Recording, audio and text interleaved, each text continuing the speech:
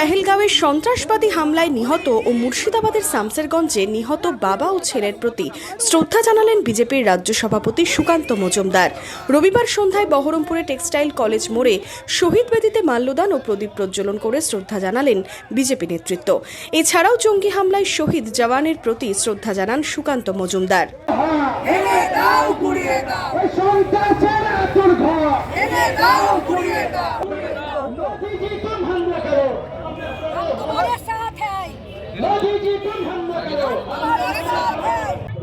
মুর্শিদাবাদে বিশেষ করে আমরা শ্রদ্ধা জ্ঞাপন করছি কাশ্মীরের পেহেলগাঁওয়ে যারা মারা গেছে তাদের, এবং মুর্শিদাবাদে আমাদের দুই ভাই হরগোবিন্দ দাস এবং চন্দন দাস, এই দুজন, তাদেরও আমরা স্মৃতিচারণা করছি।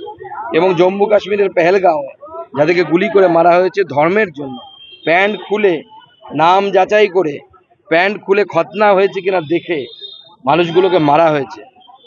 ব্যাপারটা হালকা করে নেওয়ার মতো বিষয় নয়। এবং তার সাথে সাথে আমাদের একজন আর্মি মারা গেছে দেশের হয়ে লড়তে গিয়ে, আপনারা জানেন, ঝন্টু শেখ। সে জাতিতে মুসলমান, কিন্তু এই মুসলমান যে দেশের জন্য প্রাণ দেয় তাকে আমরা শ্রদ্ধা করি, প্রণাম করি, নমস্কার করি। তাদের সকলের স্মৃতিতে আজকে আমরা আমাদের এই প্রদীপ প্রজ্বলন করছি।